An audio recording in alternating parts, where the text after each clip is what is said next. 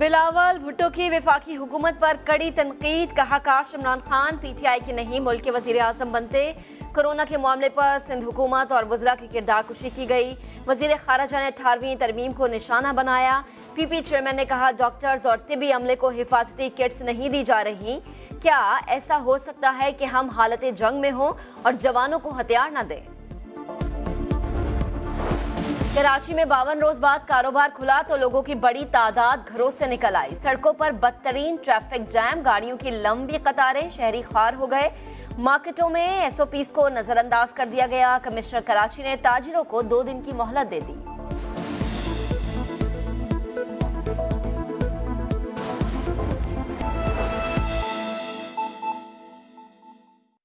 जनाब स्पीकर, मैं आपका बेहद मशकूर हूं कि आज आपने एक बहुत ही अहम मसला कोविड-19 जिसने पूरी दुनिया को अपनी लपेट में ले रखा है, उस पर बहस की आगाज की इजाज़त दी है। ये ऐवान और सारी कौम जानती है कि आज न सिर्फ पाकिस्तान बल्कि पाकिस्तान जैसे 209 ममालिक इस कर्ब की कैफियत में मुब्तला हैं। Sir, the House is not in order. तमाम मोअज़्ज़िज़ अरकान से मेरी गुजारिश होगी कि आपस में बातचीत ना करें। बहुत अहम मसला है, इस मसले के लिए इजलास बुलाया गया है, उस पर तवज्जो दें और गौर से बात सुनें। जी शाह महमूद कुरैशी साहब।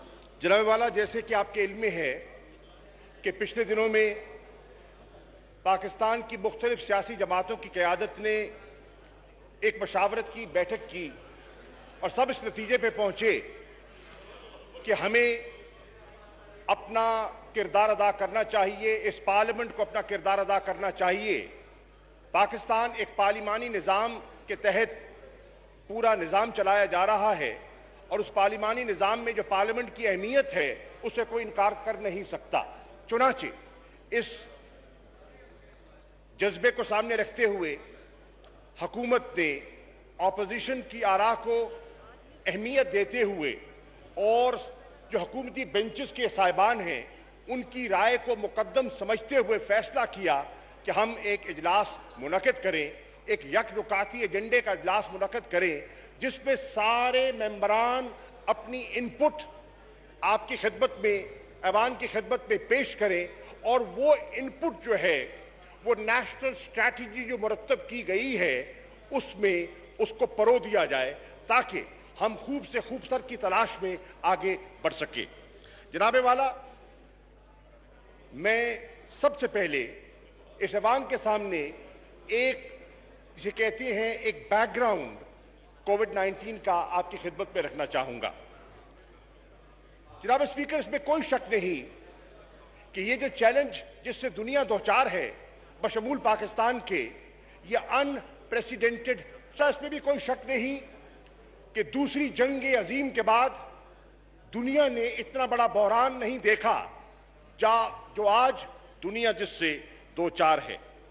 अभी तक मुख्तलिफ तदाबीर अपनाई जा रही हैं, लेकिन जितने माहिरीन हैं वो इस बात पर मुत्तफिक हैं कि इसका असली हल और इससे नजात तब मिलेगी जब हम इसका कोई क्योर तलाश कर लेंगे और उसका क्योर जो है एक वैक्सीन की शक्ल में जब तक हमारे सामने नहीं आ जाता तो हम मुख्तलिफ एक्सपेरिमेंट्स के जरिए इसके स्प्रेड को कंटेन करने की कोशिश हम भी कर रहे हैं और पूरी दुनिया कर रही है। ख्याल है कि वैक्सीन के आने में गालिबन 18 माह से 2 साल का पीरियड शायद लग जाए। अगर ये इतना अरसा दरकार है तो इस दुनिया ने और दुनिया के माशी पहिए ने भी चलना है, तो इसलिए हमें मिल बैठकर तदाबीर सोचनी होंगी, हमें मिल बैठकर हिकमत अमली अपनानी होगी जिससे कि हमारे रोजमर्रा के मामूल के काम जो हैं वो आगे बढ़ सके। जनाबे वाला, इस वक्त कैफियत ये है कि मैं अर्ज कर चुका कि 200 कम से कम 9 मुल्क इस वबा में मुब्तला हो चुके हैं। इस वक्त कैफियत यह है कि तकरीबन 40 लाख से ज्यादा लोग इस मर्ज से मुब्तला हो चुके हैं। इस मर्ज में मुब्तला हो चुके हैं। और इस वक्त कैफियत यह है कि इस मर्ज ने 2,80,700 अमवात इसकी नजर हो चुकी हैं और लुक़्मा अजल हो चुके हैं। जनाब वाला, इस वक्त कोई, जब ये ग्लोबल पेंडेमिक सामने आया तो पाकिस्तान को एक तरफ रख दीजिए, कोई दुनिया की हुकूमत ऐसी नहीं थी जो मुकम्मल तौर पर इससे निबर्द आज़मा होने के लिए तैयार दिखाई देती हो। और ये आपके सामने मिसालें हैं। हमसे ज्यादा मुअस्सर माली तौर पर जो मुस्तहकम मईशतें हैं, हमसे ज्यादा जिन मुमालिक के गवर्नेंस स्ट्रक्चर्स मुस्तहकम हैं, उनकी मेरी तमाम मोअज़्ज़िज़ अरकान से गुजारिश है कि एक एक नशिस्त का फासला रखें। और ये जो ख्वातीन पीछे बात कर रही हैं, अगर जरूरी बात है तो बाहर जाके आप बात करें, या एक एक नशिस्त का फासला रखें और गौर से इस बहस को सुने। आप मास्क भी पहने और जिसने अगर मजलिस करनी है तो ईवान से बाहर चला जाए और वहां पे मजलिस करे। जी जनाब। शुक्रिया जनाब शाह महमूद कुरैशी साहब। तो मैं अर्ज कर रहा था, मैं आपके सामने एक ग्लोबल जायजा रख रहा था और उसके बाद मैं आपकी खिदमत में अर्ज करना चाहता हूं, वेयर डज पाकिस्तान स्टैंड। और पाकिस्तान को प्लेस करने से पहले आपका एक तकाबली जायजा आपकी नजर होना चाहिए। और तकाबली जायजा यह है कि इस वक्त दुनिया में जो अमवात हो रही हैं, वायरस की नजर जो लोग हुए हैं, उसकी कैफियत यह है कि अमेरिका जैसा मुस्तहकम खुशहाल, जिसका कि हेल्थ केयर सिस्टम बहुत एडवांस्ड है, उसकी कैफियत यह है कि 80,000 से ज्यादा अमवात अमेरिका में हो चुकी हैं। इस वक्त कैफियत यह है कि बरतानिया में 31,000 से ज्यादा अमवात हो चुकी हैं। इस वक्त कैफियत यह है कि इटली जैसे मुल्क में 30,000 से ज्यादा अमवात हो चुकी हैं और फ्रांस जैसे मुल्क में 26,000 से ज्यादा अमवात हो चुकी हैं। यह है दुनिया की कैफियत, यह है दुनिया के हालात।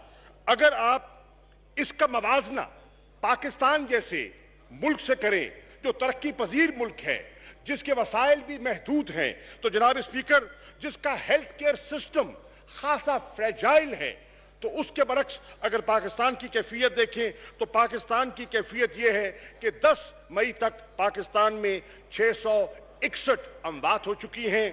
पाकिस्तान में इस वक्त कोई 29,000 से कुछ ज्यादा केसेस हैं, कंफर्म्ड पॉजिटिव केसेस हैं, और पाकिस्तान में 8,023 के लगभग लोग ऐसे हैं जो इस मर्ज में मुब्तला हुए लेकिन इसका मुकाबला करके सेहतयाब भी हो चुके हैं।